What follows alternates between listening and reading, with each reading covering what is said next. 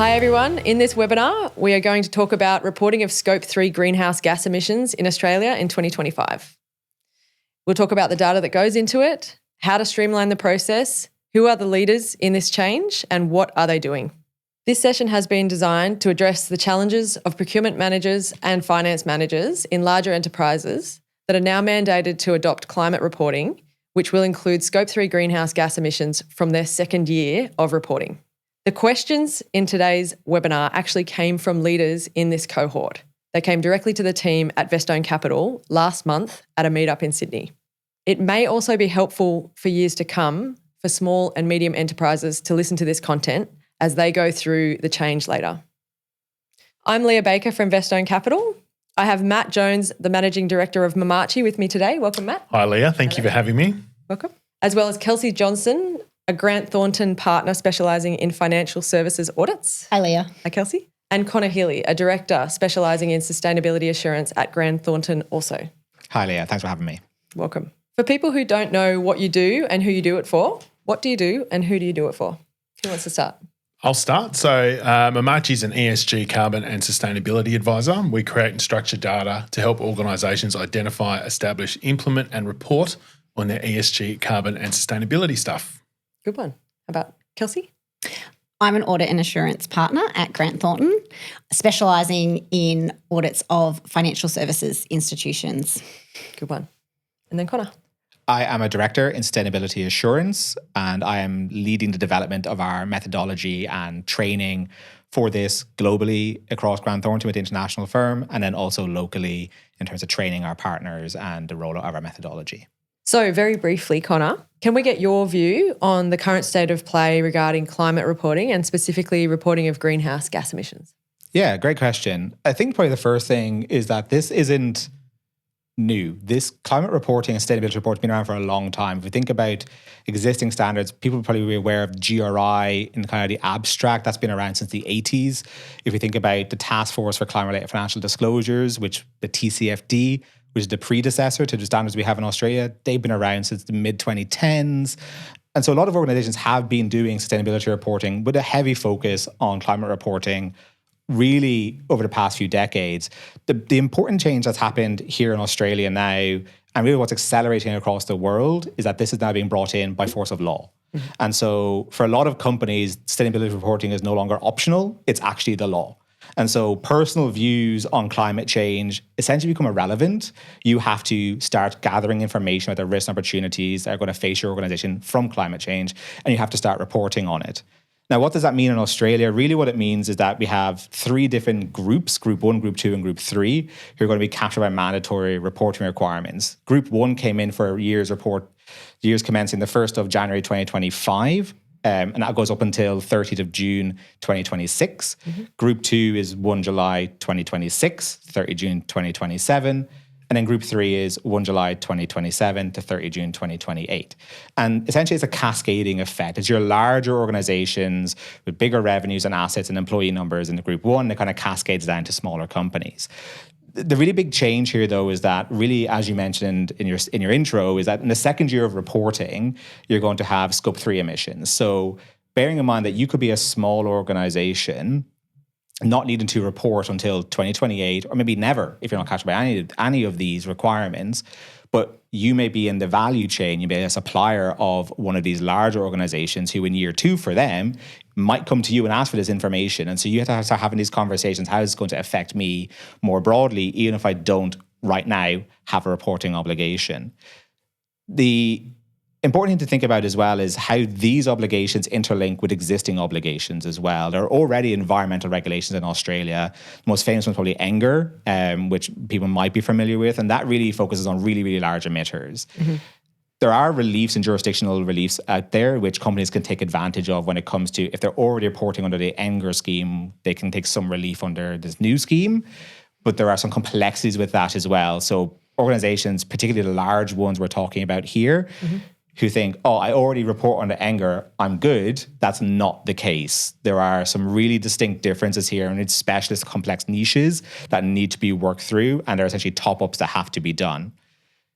I think the other thing that's different now is that in the past, organizations have at a very high level included sustainability information and ambitions, we probably call them, around what they want to do in the future. It's now including assurance requirements. So everything you say is now going to be assured by an independent auditor. And that auditor will be the same firm as your financial statement auditor who you already have that relationship with and that trust with. So, there's a lot happening.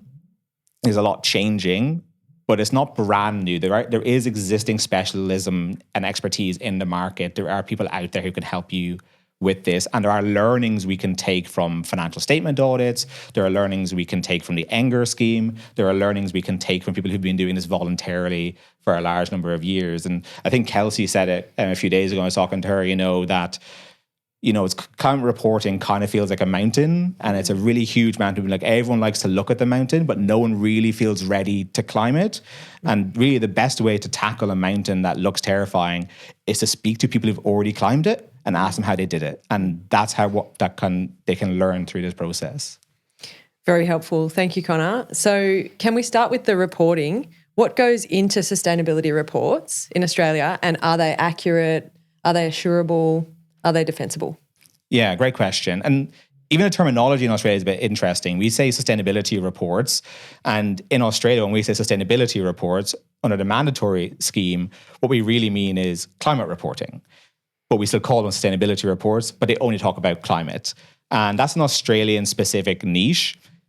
In other jurisdictions, sustainability reports will include other sustainability matters, which might include workforce, might include community engagement, might include biodiversity or other things. So in Australia, when we say sustainability, we mean climate. And that's for now, not forever. The government has been very, very clear that it's climate first, not climate only. So organizations can expect that once we've embedded climate reporting in Australia, that will expand to also include other sustainability matters in the medium term. Within Australian mandatory reporting, we have a new standard, the Australian Sustainability Reporting Standards, or ASRS. And the mandatory standard, confusingly, is actually S2. S2 is the mandatory one related to climate, and S1 is a voluntary standard that you can choose to adopt if you want to, which allows you to report on everything else. But S2 is the mandatory standard. And the structure it follows really tells you what goes into the reports. There's 4 pillars that underpin climate reporting in Australia. So the first pillar is your governance. So what are your governance arrangements around climate reporting, climate-related risks and opportunities? That's not to say that the standard is telling you to change your governance. It's telling you to disclose your governance. And so you might have a terrible governance structure. As long as you disclose that, that's fine. But that may not be the best business decision to make. The second pillar is strategy. And strategy is, what are the risks that my organization is faced with as a result of climate change? But also, what are the opportunities that I might generate from climate change? An example of that, for example, an energy producer might be the risk is they have to shift away from gas and coal as part of their energy mix and producing that and selling that to customers. But the opportunities, they can then switch to renewable forms of energy. So it kind of goes hand in hand. The strategy disclosures also includes things like your climate resilience. That's your scenario analysis. So if the world heats up by 2.5 degrees, what does that look like for my organization? If it heats up by 4 degrees, what does that look like for my organization? If it only heats up by 1.5 degrees, which is the Paris goal, what does that look like for my organization? And that doesn't have to be super sophisticated modeling. You need climate scientists. That can be qualitative. And often qualitative gives a better story. The third pillar is risk management. And so once you've identified the risk that your organization is going to be faced, what are you doing about it? What are your processes, your controls about actually managing those risks? Because that's really important for investors to know that you actually are taking the risk seriously and you're doing something about it. And the final pillar is what we all kind of think about when we think of climate reporting is metrics and targets. And within those metrics and targets, the things everyone always thinks about is greenhouse gas emissions. You have scope 1, scope 2, and scope 3 emissions, so they have to be disclosed. In year 1, it's just scope 1 and scope 2. And you can choose, if you want to include scope 3, but there's a transitional relief that you don't have to until your second year of reporting.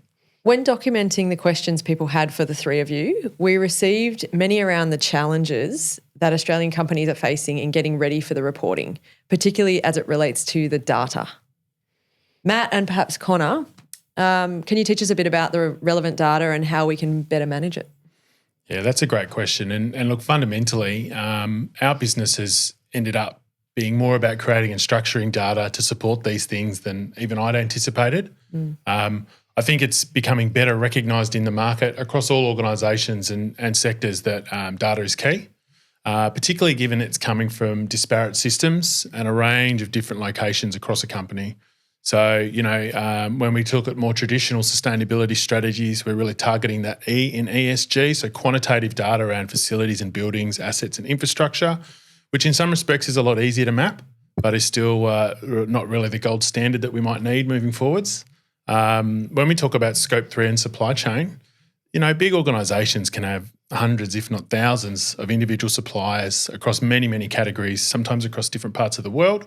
So there's a huge amount of information to try and wade through, and I think it can feel a bit daunting, particularly when we look at the relationship between different key business systems, so whether it's an ERP or an asset management system.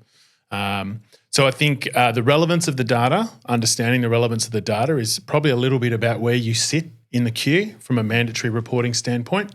And I'd also argue the extent to which the organisation has already been on this journey. Whilst it's mandated and forced for law, as Conor pointed out, a lot of large organisations, multinationals, ASX-listed businesses and so forth have had some ESG, carbon or sustainability strategy in play for a little while now. So I think what we're really trying to do is extend better structure and label that data to make the administration and outcome of the reporting a little bit more efficient. So we do hear a lot about source of truth as well. So I think one of the key things with data is really starting to synchronise and centralise what the important information is. Different departments, different divisions can have different interpretations of what's important or what's relevant from Scope 1, 2 or 3 emissions. And certainly the organisation landing on that centralised source of truth is really important because you are going to have to disclose, you are going to publish it, and it needs to be defendable. And I think that point around it being defendable really is the key thing here, is that data for data's sake is not useful here. This has to be reported, as we said, by law. And even if you are not reporting it by law and you're choosing to report it, the point is the market is moving on. And so there are expectations now that if you are even choosing to voluntarily report this, that you are going to get it assured. That there are expectations that someone has checked your homework, essentially. And really what that means is that when the auditor comes in, they're going to look for something to back up that data. And it's a bit different to really financial reporting, which we're also familiar with, and that your finance team might have some kind of experience when it comes to dealing with auditors, in that the number is the number in a lot of cases. Often, you spent $10 on something, you put $10 in your accounts, and we just agree back to an invoice, and it's very, very simple. The difficulty with particularly emissions reporting is that there is no definitive answer. First of all, the science keeps changing. So the IPCC, which kind of tells us what impact different gases have on the environment and how bad they are, never good, they're always bad, how bad they are for the environment. Really, that changes all the time. We've gone from AR5 to AR6, for example, and they've updated the results from that, which means if you use the exact same data 2 years ago and remeasured it using the data now, you'd have different figures. Result. Yeah. So it's really not so much about just underlying data, but how do you take that data and then come up with your emissions? And there's a middle piece there, and the method you're using and the assumptions you're using. And the assumptions really are the emissions factors, and actually choose the emissions factors that are relevant. And unfortunately in Australia, we don't have a huge database of emissions factors that are pushed by the government. So it means there's judgment involved in terms of identifying which emissions factors might be more relevant for your business. And that might mean, for example, using British government factors, or using New Zealand government factors, or using factors published by the UN. And there's judgment involved in all of that. And really, when we say data, we often think just number. But when it comes to the assurance piece, that number is really the easiest part, getting the activity data, as we call it. It's that middle piece. What method are you using and what judgment have you applied to then get to the emission you're then reporting? And I think that's really where it's going to be a step up, particularly for existing sustainability teams or existing procurement teams who maybe used to doing this internally and in their own minds understand the judgments and the assumptions. But then when someone independent comes in and says, okay, explain it to me, defend it, you need to have that really written down somewhere probably to think about it. And I think also to your point, Matt, that you mentioned as well around the use of software and kind of ERPs or different systems and so on. The use of a system is a great thing, but it's also a slightly scary thing for me as an assurance practitioner, which is a lot of these softwares out there are really, really good at what they do, but a lot of them are also black boxes. So you put in some data and it gives you an emission. And when I actually then ask you, okay, well, where's that come from? You tell, oh, the computer said so. And it's like, okay, well, I don't trust that computer. So you need to prove to me why what that computer says is actually accurate. Because all I can see is the activity you've put in and none of the judgments that have been made. And I can't go into and the assumptions and the algorithms and everything else. And so there's a certain, it's not to say stick with Excel and just do everything in Excel. I'm not saying that. What I'm saying is if you are using software to kind of calculate your emissions, make sure you actually understand what the software is doing and that you can explain it. And if you can't explain it, you have to write through your contracts with that software provider to get them to explain it. And I think that's a really important point. The documentation of how the data landed from in your business to in your report is an element of the data, right? Because if you get that right, any subjective judgment and or interpretation can be classified or reviewed. And certainly, you know, we'll tread lightly around the discussion on AI today perhaps. Yeah. But the black box thing is a concern. There's lots of these carbon accounting softwares popping up. I believe they have a place and will get better. But when I dig deep enough, it's really hard to gauge where did it come from, how did you land there? It can be a real challenge. For sure. And that's really, when it comes to assurance, that's the real difficulty. Because for us, when we're doing a lot of this stuff, it's, well, can we reperform it? When we're testing it, it's, do we understand what it's doing? Do those judgments make sense? Are they reasonable? And then if we do the exact same thing, do we get to the same outcome? And when we can't do that, it gives us real doubts as to the reliability. And it's not saying that you have to do that as a company, but it's saying have some, you know, almost like street smart about it. You know, there's a lot of people popping up now who will say they're a specialist in sustainability or a specialist in carbon, but it's such a broad term. And in Australia, we have a very specific, narrow approach to this. We have one standard, AASB S2. That's where the expertise needs to be. When we're saying even applying carbon accounting, a lot of people will do it in accordance with the GHG protocol, the greenhouse gas protocol. In Australia, we have adaptations to the GHG protocol. So that existing expertise, it's just having a bit of street smart about everyone can give you a pretty report and a pretty proposal and a pretty user interface, but do you have confidence in what lies behind that? Yeah. So thinking of the one standard of reporting that you've just mentioned, Conor, adopting this one standard of climate reporting is going to be a big change for lots of companies. So perhaps for Kelsey, what kind of collaboration, policy development and organisational change will need to happen in order to get this right, when most procurement and finance teams are pretty lightly resourced, right?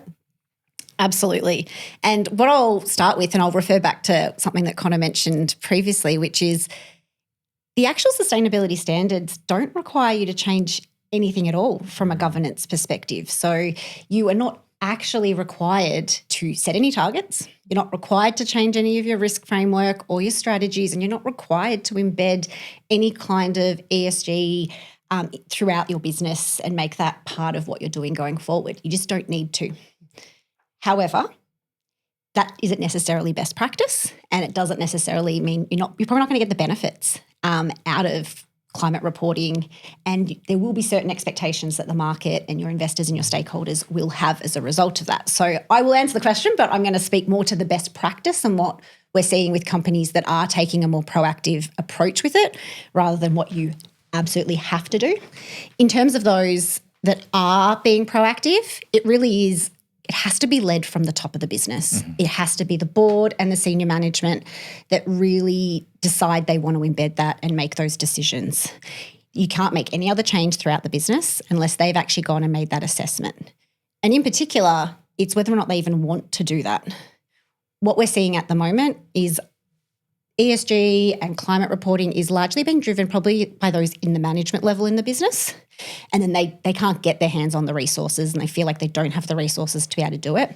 But it really needs to start at the top, because in the end, embedding it in the business is really going to need those resources, whether it be hiring external consultants and advisors, maybe you need in-house specialisation and staff, upskilling staff, software and tools to help you with it. And those decisions are very much going to be needing to be signed off by the board and needs to be led by the leadership of the business. In terms of collaboration, it has to be a business-wide activity, really. You can't do this in silos. So we are seeing at the moment, and this will probably develop, is that, climate reporting is maybe allocated to 1 or 2 people in the business. But for it to be a really well-rounded and best practice, it needs to be across divisions. So there's a lot of divisions and departments that are impacted and will need to contribute data and information to what goes into a report. So it might be procurement, finance, operations, legal teams, and then you've got external stakeholders and suppliers you might need to get information from. So that cross-functional teams, developing that's a really big part of moving forward. And lastly, in terms of policy development, so again, there's no requirement. You do not have to have a policy on ESG or climate reporting at all. Best practice and those that really want to embed it will have policies around it. There might be standalone policies in the business, but it's more than that. It's about going back and revising what you already have in terms of policies, frameworks, strategies, and actually embedding those throughout and embedding the ESG culture throughout those.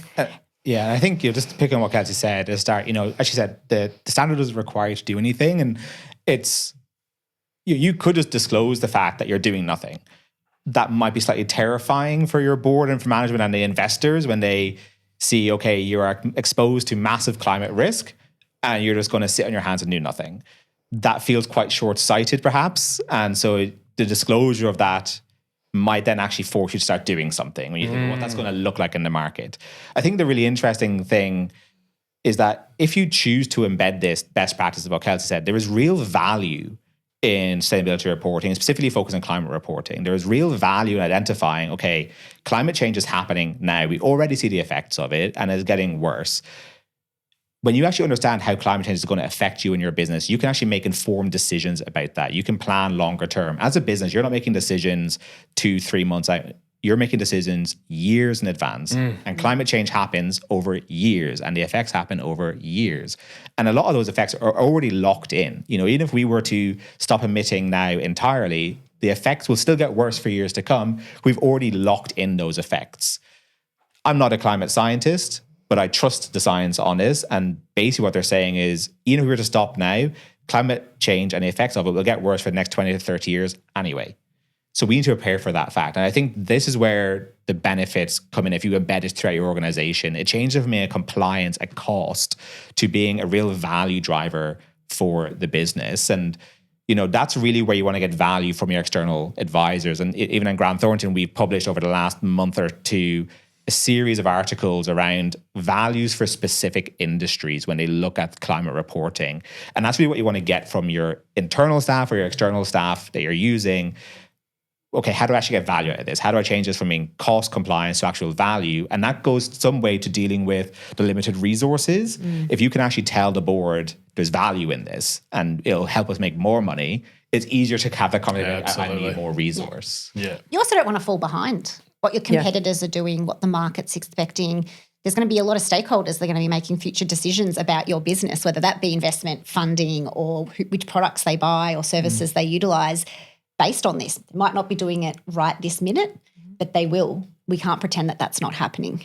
I'm so glad you said that, Kelsey, because I think, the mandate on what you're required to do and to what extent you are mandated to start reporting and when, market competitiveness is going to play a huge role in this. Organisations are already being selected on the basis of how sustainable their products are. We're all aware of the risks and challenges associated with greenwashing. And I think this actually can control and contain some of that, because this is an ASIC enforceable requirement, right? You put it down, your shareholders, your board, they're on the hook. And I think that the embedding of the practices into existing policy and this term that we use, which is incremental change, right? This is a unique opportunity where not everyone has to start yesterday, and we can actually make slow, steady, incremental changes to existing policies so that by the time this thing does become a very real and required outcome, you're already halfway there. And I think as well, to Matt's point, just to give you an example, even today, so I still work in auditing and I audit clients and a financial statement auditor. And even today I had a phone call from a major bank in Australia who my client had approached for a loan, and that bank wanted to do some due diligence on the sustainability risk that my client is facing. And normally they would just go to the financial statements and they would read the information. That information is not public yet, so they need to get it somewhere for their credit risk. And some of the loans that comes taken out will be 10, 20 years time. And so when a bank is making a credit risk assessment, they're taking into account the risk that will be there in 10 to 20 years. And that includes climate risk. And so even today, I was answering questions around, okay, how much does my client emit? How much is the transition to a low carbon economy going to affect them? How expensive and difficult is it going to be for them to decarbonize? You know, how exposed are they to wildfire risk? How exposed are they to drought risk? How exposed are they to demographic changes where, you know, just the place that they work in is going to become uninhabitable and they then can't get employees to come and live and work there? And what risk does that make for their organization? And so, you know, your finance providers, your banks are now thinking about this information, asking you for it, even if you're not required by law to report on it, the information is still valuable. Absolutely. And so, Matt, what about organisational change and resourcing? Well, look, I think we've really hit the nail on the head with a few of those components, right? Incremental change, best practice. I think there's two elements to the collaboration, cross-functional. I'm so glad you said that, Kelsey, because far out is it cross-functional. Yeah, there might be a small team, probably within the CFO or financial division, that's going to be mandated with collecting the mandatory data. But it comes from facilities, it comes from production, it comes from HR, it'll come from legal, it'll come from risk, it'll come from board. It's got to come from all over the shop. So there is a collaborative requirement in probably in a way we haven't seen to this extent for a little while. Resourcing is always an interesting question. Oh, it's another thing, another head, another person I've got to put on. I think that the idea of perhaps starting to collect and structure that data, which, you know, I'm a little biased about being important, can help identify some of those gaps. So it might not mean you need to put on a team of 4 people, but having a junior person, a coordinator, or someone that can start to collate from all these different functional areas of the business and start to get an idea of where we are lacking. Is it policy expansion? Is it the fact that our business is entirely dependent on weather events or the risk of weather events? Business continuity starts to become a challenge. And I think the other bit that's important from a collaboration standpoint is that internal-external relationship, right? We're talking a lot about internal resources and internal cross-functional stuff. But if you have 2,000 suppliers, they're not all going to be mandated right away. Or they're going to disclose with no real interest in reducing their risk. What role does that have on you, and how do you bring them on the journey, and or look at alternatives in the market? So what you're doing with your external supply chain and procurement parties is going to be as important. And I think that point around external piece is really important as well. The thing to bear in mind is that we obviously live in a globalized economy. And, you know, as you probably have from my accent, I'm not Australian. I wasn't born and raised here. I've come here and I now work and I bring my skills and my expertise here. Unfortunately for Australia, a lot of the world is also adopting sustainability reporting at the same time we're doing it. And so sustainability expertise is in demand essentially across the world. There's been a lot of talk recently about it being rolled back in Europe, being rolled back in the US. And partly that is true.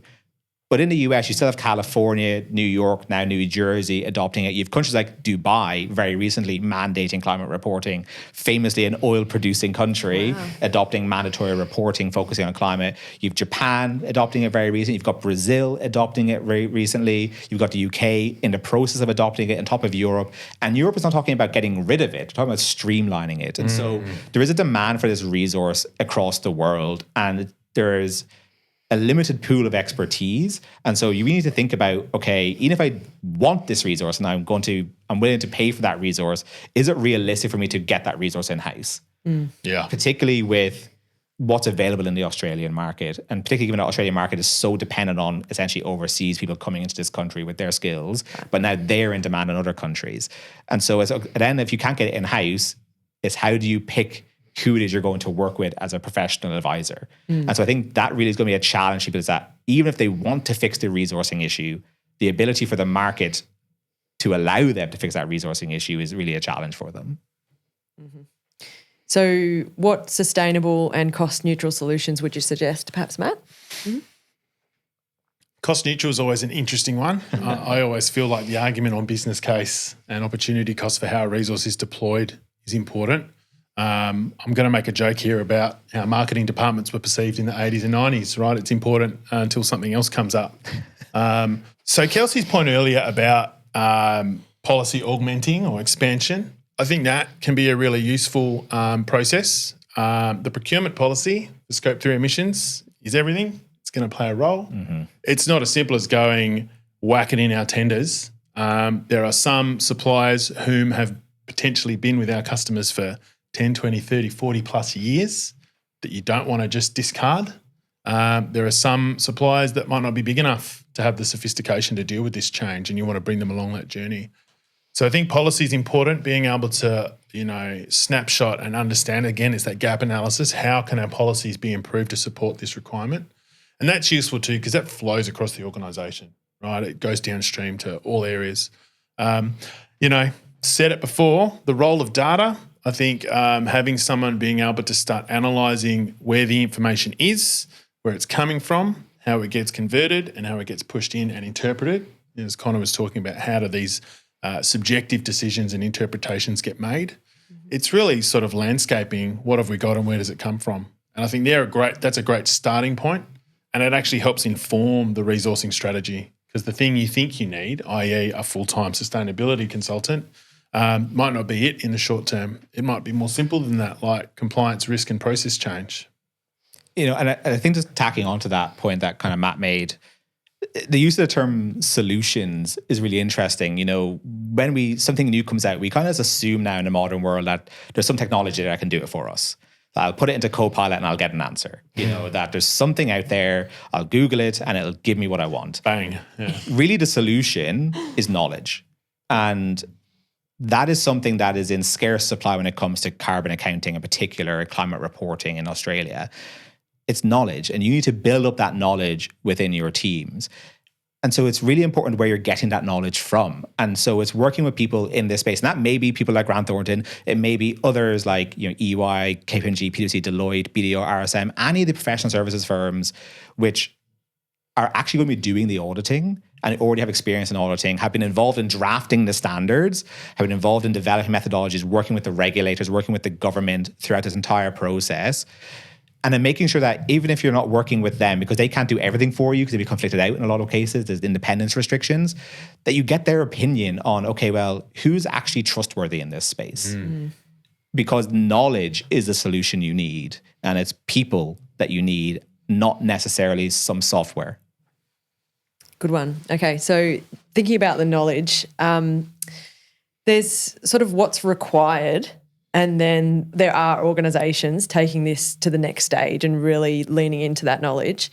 Those organisations, I would say, it seems that they're taking this as an opportunity to improve their governance around ESG and be really clever with this and use the resources they have, recruit if they can, to become excellent at ESG management. So, Kelsey, what does good ESG governance look like in Australia right now? Without the risk of going back and sounding like a broken record, I think we've touched on a lot of these points already, which first one, most importantly, is it starts with the board. It starts with the board and the executive management of an organisation. They need to sit back and really understand what their risks are of the business. There is no one-size-fits-all approach to this. And I think before you can even consider what you need to do in the business, what good governance is, well, firstly, what skills do the board have? What knowledge do they currently have? And what gaps do they have? Do they even have the expertise and the knowledge to be having the discussions around ESG and the risks and the opportunities that their business faces? But Kelsey, identifying a gap on the board would be progress, right? Absolutely. Yep. And that's what good governance at the moment looks like, is actually that very first step is the board's identifying that. Mm-hmm. And then working out, what do we need? Do we need upskilling? Do we need to get somebody else to come in and train us? Or do we need a new director? Do we need someone else from a management perspective? Who do we need that can really help complement what we already have from a skills perspective to take us forward? And on top of that, checking constitutional documents and frameworks, making sure they actually can bring in the people that they need to bring in from a legal perspective. I've got a number of clients that do have, we'll call it very strict and constitutions and things like that. So they may not even be at the moment legally allowed to bring in what they want onto the board to help them with their journey around ESG. So that's a really important step.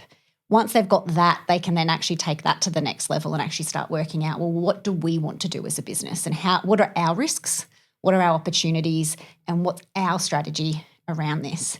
And that actually may involve starting to look at documents that maybe they didn't think they needed to look at for a couple of years. You know, a lot of businesses might have very long-term strategies already in place, you know, a 2030 strategy.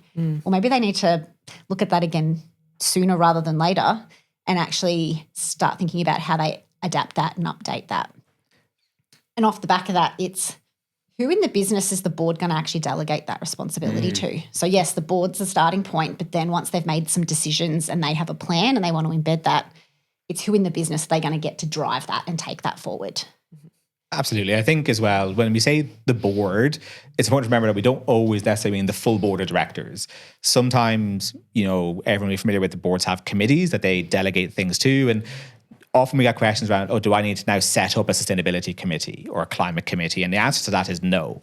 You know, you may choose to, you may want to, and that may be particularly appropriate if you're in an organization that is particularly exposed to climate risk and where you need to have that specialist time dedicated to this. But in practice, really what we're seeing is that this is essentially being tacked on as a kind of amendment to terms of reference for essentially kind of an existing audit and risk or finance audit and risk committee, because really the whole point of climate disclosures is what the government is saying is there is risk in the market and it is not being properly disclosed, and therefore investors are not able to properly price it in their investment decisions. That is the reason we have this. It's not for some other moral good. There is a very clear financial reason for climate reporting in Australia. And so really they're saying it's risk. And that could be physical risk, the risk of a wildfire destroying your business or a hurricane destroying your business or droughts of wiping out everything you rely on if you're a farm, for example. It's also the transition risk. We are going to be decarbonising as a country. Australia has legally binding commitments to reduce its emissions by 2035. And we've just updated our submission very recently. So we have legally binding requirements where we have to reduce our emissions. And so we are going to transition, and that will present risks for organizations because there's a cost to transitioning. And so risk is a specialty that already probably exists in your organization. And so often we say this is new and it's terrifying, but actually a lot of the skills are transferable. A lot of the broader skills around data gathering, around risk management, around strategy setting, policy development, governance, all these skills exist, and we're just applying them in a slightly different way. And that almost makes it a little bit cost neutral, right? Like instead of having to have a team of 5 do this thing from scratch, push a bit through compliance and risk, a little bit through finance, everyone can do a little bit. I mean, I loved your comment about board assignment of responsibility downstream. I think that top-down thing, absolutely. It's almost useful that directors and board members are on the hook for this because it's going to galvanise action. But then how it flows down and how you distribute it through the business, suddenly it's not so scary.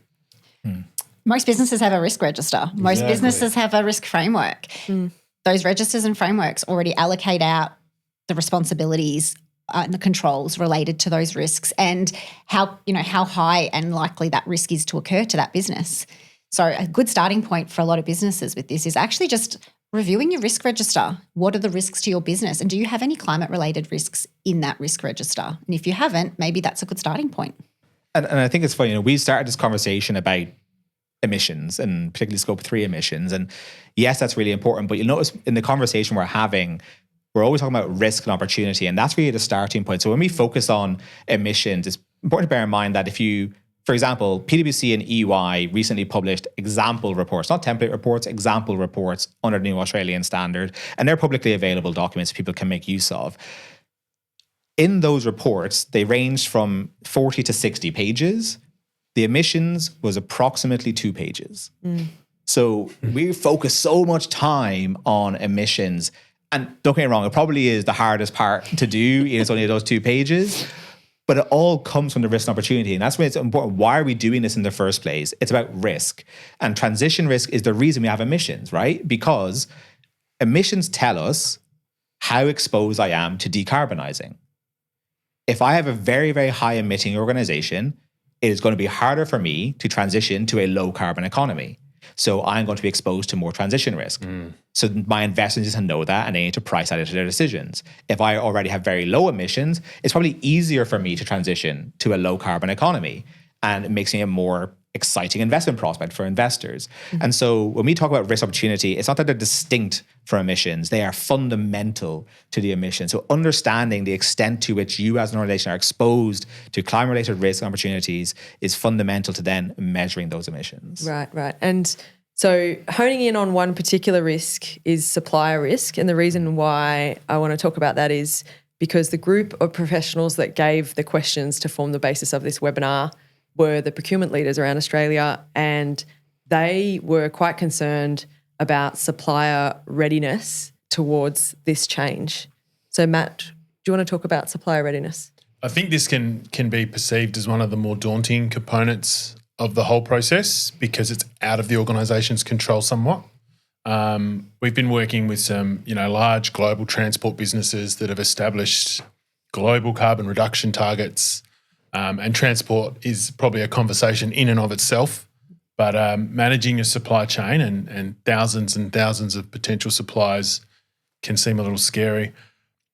I think it's a little bit about taking an overview of what are my climate risks, what are the things in my business that I might be exposed to, and how does your supply chain link with that? So I'll give you a couple of examples. I think any industry, any business that's reliant on transport as a part of its delivery, that's going to be a high emission category. That's something that they're going to need to drill down on. So maybe the strategy is looking at the emissions categories that I'm impacted most by and starting there. Another one is maybe some low-hanging fruit. When we look at organisations like Google and Microsoft, they've been at this for a while, and they would likely have their reports off the shelf and ready to go. So you can get some quick wins with some of your suppliers. So I think supplier categorisation and risk analysis is important. The other element we would encourage procurement practitioners to think about is how sophisticated or how big is the supply chain partner. It's a bit of an obscure reference, but I'll maybe lead with an example. Sometimes you might be dealing with a mum and dad business, which is worth 0.5% of your total transactions across the year.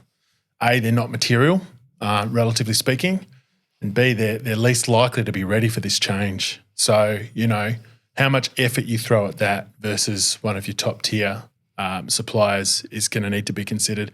Conor, I think your point about globalisation is really important too. There are some countries in the world that are flying in the face of all this stuff. And without naming names, we need to be very conscious that our source of material, where we procure our things from, can play a huge role, not just in distance, again, back to sort of transport emissions, but also whether that organisation is in any way obligated or cares to provide that information. So it's a little bit of understanding perhaps the categories of supply types that you need to lean on, and then prioritising based on practicality, impact and ease.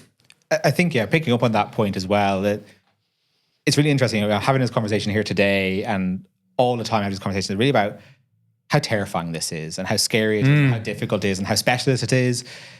And that actually doesn't help us or anyone, because when you tell someone how terrifying something is, how difficult it is going to be to them to do and how specialist it is, all that they're going to do is go, not for me. Too hard bucket, I'm not going to bother.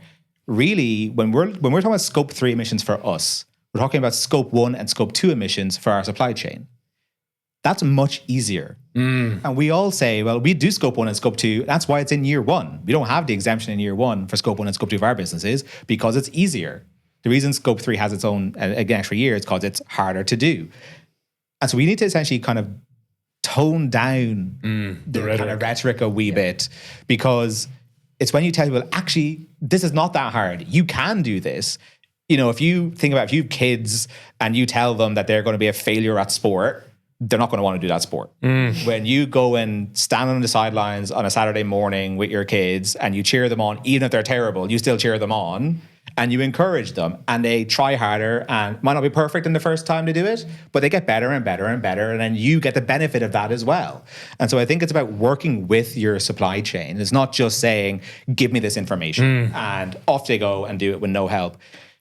If you're a leader in this space, and particularly if you're in one of these larger organizations, and you've done your scope 1 and scope 2 and you have the expertise in-house, help your suppliers. Yeah. You're not like us, unfortunately, about auditors where we're conflicted out. We can't do things and we want to help, but we can't. We're not allowed to. You can help. Like, actually just go and help them because you get the benefit. And you know what? I look at some of the attendance at the ProcureCon conference and the specialists that ask these questions of you, Leah, and many of their supply chain would be on their own Scope 1 and Scope 2 journey. So, a big chunk of them have probably got that relatively ready to go. And there's that incremental change again, slow and steady change, work with your supplier base, provide advice and guidance. You don't turn on in the tenders, you must give this. Yeah. A few small questions around green credentials and sustainability strategy might be a good enough start. And I think a great thing that procurement teams have as well, particularly for large enterprises, is that they're currently dealing with their auditors, getting ready for sustainability assurance. So they know what their auditors are going to be asking them, or they should know. If they don't know, and speak to your auditors so that you can get that information now. But when you know what your auditor is going to ask you, you should essentially say to your suppliers, okay, here's what I need you to cover, and here's how I can help you get over the line. So that when you tell them I need Scope 1 and Scope 2 emissions information, that's a very high level request. What is it you actually want? Do you want essentially an underlying understanding of the activity they're undertaking, and then you work out the emissions yourself? Do you want them to use specific emissions factors? Do you want them to tell you what they're using and why they're using it? There's multiple steps in this journey. And really the procurement team in these larger enterprises have the specialist resource available to them through their current auditors. And so they're getting kind of cutting edge advice, because right now, the people in Group 1 reporting in particular, their auditors are really leading the change here. We are involved across the piece when it comes to dealing with the regulators, the standard setters, the government, and saying what's going to work, what's not going to work. And we get that feedback from procurement teams as well. And we're saying, okay, this will or won't work. And we can feed that back and we can tell you what you actually need to do. But then it's up to the procurement team to then take that down with their relationships down the supply chain. Because when we say supplier readiness and maturity, it's not just about climate. It's about our willingness and our time and our space to actually go and work with them on that readiness and maturity. Because it goes back to what I said before. If you just tell them to go and do it, they might go for the cheapest possible consultant in the market. And then what they give you could be something you just can't rely on. Yeah. Not auditable, not defensible. Exactly. Yeah. So I want to talk to you as well, again, Kelsey. You regularly audit financial institutions, large financial institutions, who rely on data that comes from other organisations. So are there any learnings from what we know from the financial statement auditing that can be applied to Scope 3 emissions? Are there potential benefits for the procurement team working with the finance team and the current auditor in this area? Absolutely. That's the short answer. I'm going to tack on largely to what Matt and Conor have already started with, because this is hugely a data piece. So I mentioned earlier my background is financial services, and the institutions in that space, a big part of their business, a lot of the time they are relying on data and the controls coming from other organisations, whether they be service organisations, outsourced providers. So when we look at a financial statement audit for a lot of my clients, we are already looking at what data and controls are they relying on that feeds into their audit that are actually coming from somewhere else. So that's actually not a new concept.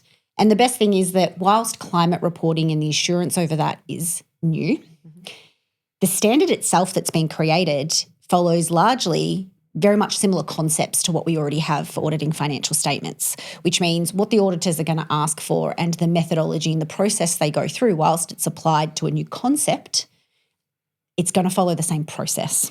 And they're still going to be asking for audit evidence and verifiable information, etc. So we've got a lot of learnings from that we can take. The key is data. I think Conor and Matt have mentioned it already about 150 times, so I'm going to say it another 150.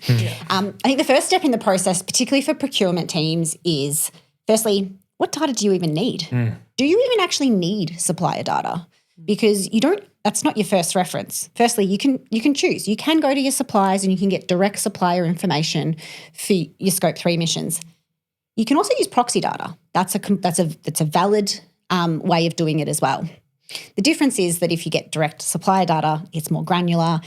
The detail of it means it's probably going to be more accurate and probably give you a better result. However, you can have all the granular detail you like. It can be direct, but if you can't rely on it and you can't prove it, to be honest, you might as well not have it. Because if you can't audit it, you can't verify it, then there's no point. And I think that's a decision where the business has to step back and actually firstly, what information do we want to get? Who's in our supply chain? How big are the suppliers? Matt, you touched on it before. Are we talking mum and dad businesses? Are we talking big multinational corporations that might have the data on hand? And how big are these suppliers to us? Do we have 100 suppliers, but to be honest, 5 of them do 90% of our supply? Maybe we focus on trying to work with those 5 and getting direct data on from those, and the rest we can apply proxy data to. And I think that's a really important decision that needs to be made up front as a starting point. And then from there, you can start to work through, okay, well, what do we need to embed in the organisation around that? So who's going to be responsible for that? How are we going to ask for the data? Who's going to monitor it and collate the data? How do we do that? I think then the next point really is, well, if you get some information, how do I know it's reliable? So we can get some information from suppliers. That's great. Or we've built into our contracts with suppliers that we need access to that data. That's great. How do I know that it's reliable?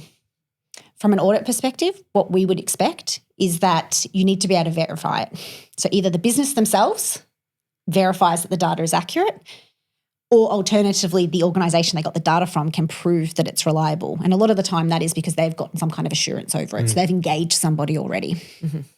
In the current financial statement space, we refer to those reports where an external provider is actually providing a report to you around either some data, their control environment, etc. We refer to those. I think that's now referred to in the sustainability standards as a one-to-many report.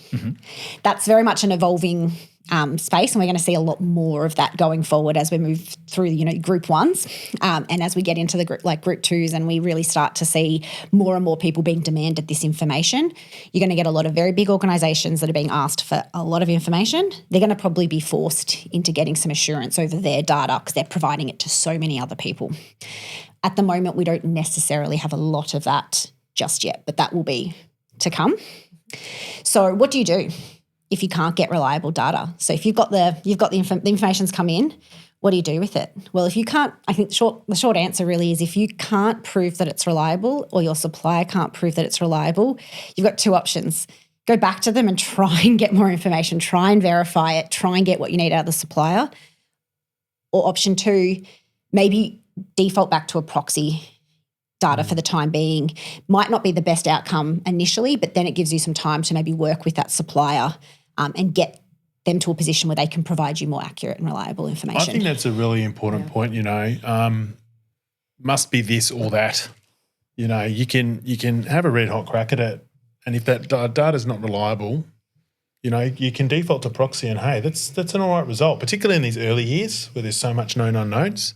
And if that one supplier, one of 5, that's 90% of your emissions or emissions risk in supply chain, that gives you a starting point. How do we help them become more reliable? Or does this weigh negatively against our use of them ongoing because they're resistant, they're obstructing, or we have concerns about the basis of their information? Or their sustainability. Correct. And I think that piece comes out to as well, kind of linking that back to what Kelsey said about that, really the assurability of that information.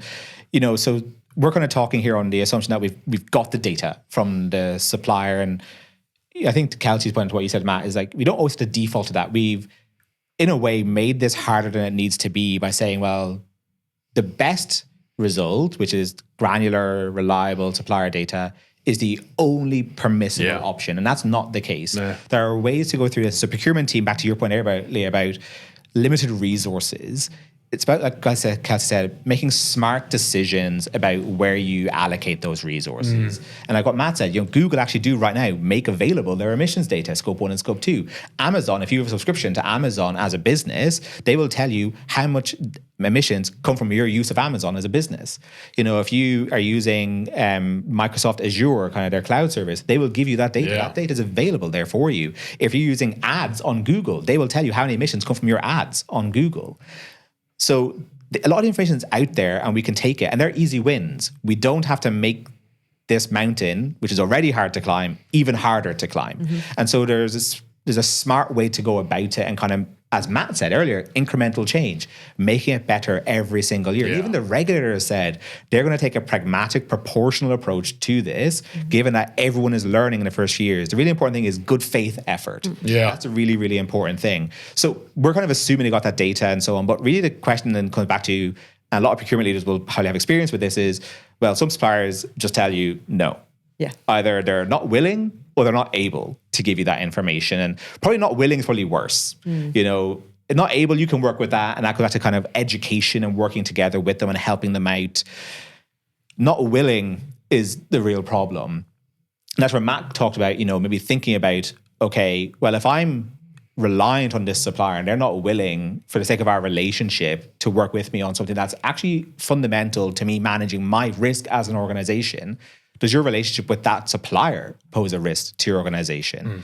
Now, really the simple answer is, if that the supplier is unwilling or unable to give you the information, then like Kelsey said, back to proxy data and then reevaluate your relationships and what kind of dependency you want to have on these suppliers going forward. Proxy data is not great, unfortunately, and what it will mean is it's very hard for you to decarbonize, quote unquote, because essentially in a lot of cases it's going to be based on spend, and spend goes up every year, even if you do better because inflation. And so just because of inflation, it'll look like you're emitting more every single year, even if you've actually emitted less. And so that's why you want supplier data, because otherwise it's really hard for you to actually control and prove that you're doing stuff good. But it's not the be all and end all. And I think, you know, a lot of the fear from procurement teams is we might have some suppliers who can do this, but we know the vast majority won't be able to. And like, that's fine. We don't need to stress that much about it. We can be smart about it. Let's pick the ones that we know we have a great relationship with, and we can help them. And then we can also learn ourselves about what they need from us and what we need to do to help them. And then we can apply that to the next tier and the next tier and the next tier. And you develop templates, you develop models as you go through. And once you've done that for your first lot, for example, as Kelsey said, we've experienced auditing this on the financial statement side, but it's a new concept for sustainability to these one-to-many reports. And so, okay, let's do this with a couple of suppliers and get those reports and see what our auditor asks us.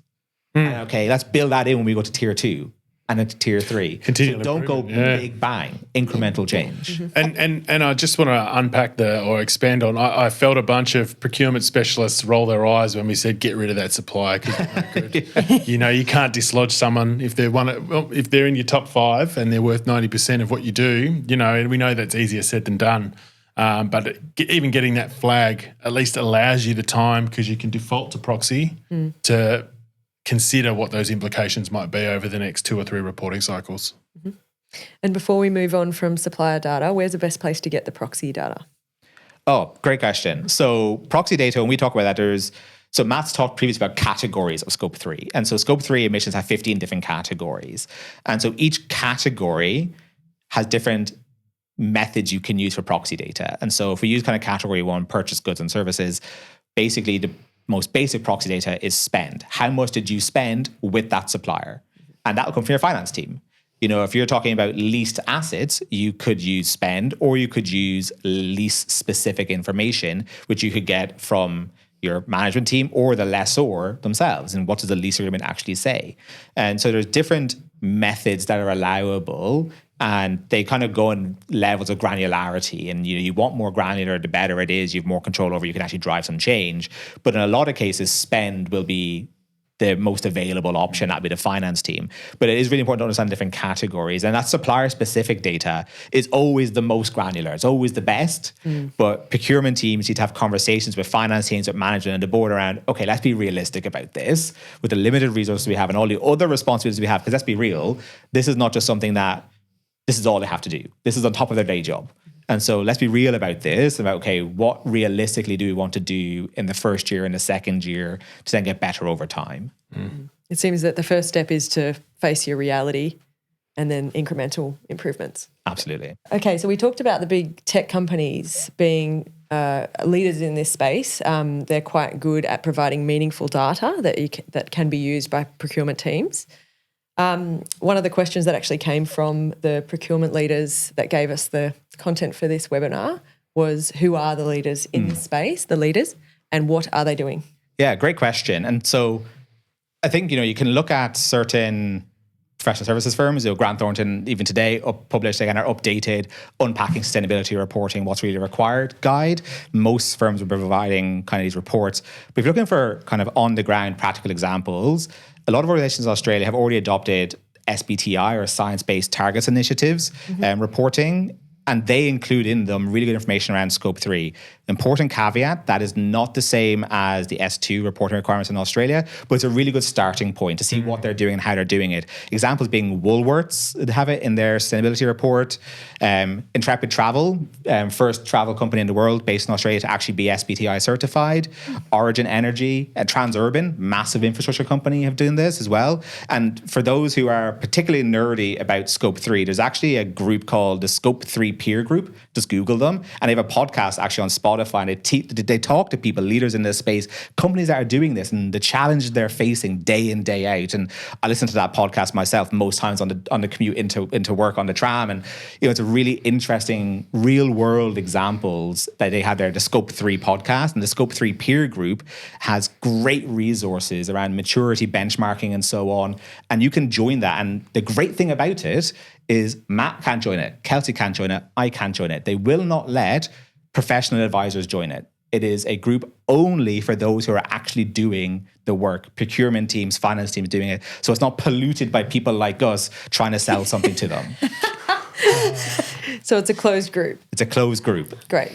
You're really good. And Matt? Yeah, look, I think I tend to gravitate more towards how different sectors are structuring their approach to it. And I think Conor's point is pretty valid there. I can't talk specifically to too many that are attacking S2, but those that have established net zero targets or some sort of commitment to emissions reduction, we're finding I won't say better place, but certainly more advanced in this journey. Camberwell Grammar, from an education standpoint, has been leading this in Victoria's education market for a little while. I find that some of the Angus liable organisations, I think that's Origin would be in that category, as Conor mentioned. I know RACV are very proactive on how they're managing their sustainability credentials across their resort portfolio. So, 13 large sites around the country. And then bigger international businesses like Mainfreight, big transport business, they've had a global carbon and sustainability strategy for some time. And they've been trying to tackle elements of this for the 6, 7 or 8 years that they've been on my radar. So, certainly across different sectors, but they're starting to emerge and become more prevalent. Good one. Final question from the procurement leaders that formed the basis of this webinar. So how can climate change reporting move beyond crisis narratives to inspire change and hope without downplaying the urgency? Maybe Kelsey first? I think currently we have this vacuum of knowledge.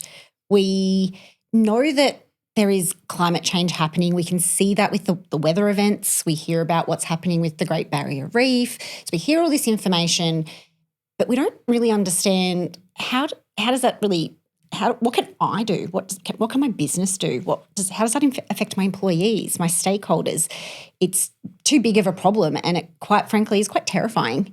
And so it just leads to people going, well, I don't know, I'm not going to do anything. Or they catastrophize. And then it's either way, it's very unhelpful. And a lot of the time it leads to a lot of debate, which again doesn't lead to any improvement. It doesn't take any steps forward. I think with the climate reporting element, when you've got more granular, reliable data, it actually means that people can really start to understand what it actually means. So it actually gives people the ability to see numbers, read information about it, and actually start to really understand what the impact is on themselves, their business, and the things that they control, and then empowers them. What changes can I make locally, and what are the things that I can do, even if they feel really small, that will actually impact and contribute to the bigger picture? And I think that in itself is a right step forward. Absolutely. And just kind of adding on to that, going back to the technical reporting piece again, one of the requirements when you identify the risks and opportunities that you're faced with is to actually identify the financial effects of those for your business in the short, medium, and long term. And that really empowers procurement teams, management, the board to really have informed conversations about needing to take this action. So it's not about this is a crisis and morally it's the right thing to do. It's about, it makes business sense. We have a duty to our employees, to our investors, to our suppliers, to our customers to make sure that we can continue to serve them and their needs. Understanding the effects of this, and that is what climate reporting will give you, lets you make informed decisions about, okay, actually focusing on the areas that will have the biggest impact. And so often we think about this crisis narrative, and yes, it's urgent, and yes, it is a climate crisis, and yes, we can see the effects. But that's hyperbole, and that's great speech, and not much happens. And, you know, yes, it can lead to some protest action, and yes, it can lead to policy change over time. But really what's going to drive change in the global world, in the globalized economy we have now, is businesses making these changes at a small scale on the biggest area for them. And if every business identifies the financial effect for them from climate change or the opportunity from it and tackles the biggest one, just one, the impact it will make on actually progressing climate adaptation and mitigation of climate change is going to be phenomenal. Mm-hmm. Yep, I agree totally with both of those points. I think I'm naturally an optimist anyway, and I think that there's a couple of great elements to this. Run a better business. Like let's cut it down. This is, how do I mitigate risk? How can I improve the way I deliver my products and services? How will this future-proof my company, my profitability? So I think having a better operating business with better financial performance, if ever there's a reason to get excited, there's one. I also think that the general understanding of what data is and how we can collect it and structure it, but also the tools at our disposal that allow automation, interpretation, you know, as long as it can be assured. This isn't as scary as it might have been 15, 20, 30 years ago. There's a lot of technology that can help make this process easier. And I think, you know, your point, Conor, there is huge. If every business in Australia implemented one initiative, the whole country would jump forwards. Good points to wrap up on. So I trust this session has assisted procurement teams and finance teams to see some paths to success with the mandatory climate reporting changes. I can say from Vestone Capital's point of view, as a medium-sized supplier to large Australian public and private organisations, we're programmatically recycling physical assets every day, and we do a whole heap of good work in practice. But our reporting at the moment, we need to upskill. We're on the journey, and I feel really good about the fact that we've had this time with the three of you today, and we can learn and be very well prepared and proactive for the reporting that's required for our customers. I've got some points to take home. So in brief, companies should be doing data collection and labelling, specifically for Scope 3 greenhouse gas emissions reporting, profiling our supply chain based on impact to our emissions, and working with suppliers to improve this. I'll check out the Scope 3 podcast, so thanks for that, Conor, and also the Scope 3 peer group. Sounds really interesting. The whole company, but especially procurement teams and finance teams, need to be working together. The change needs to come from the top down, and this is an opportunity at this stage. We are early enough to be leaders in this space, but leave it too long and it will become a burden. So we'll keep working with Grant Thornton and Mamachi for continued improvement at our end. Thank you very much, Matt, Kelsey and Conor, for joining me today. Let's use this as a chance to do some great work on ESG and actually enjoy the process. So listeners, please reach out to any of us directly to set the foundations for your company change. Thank you.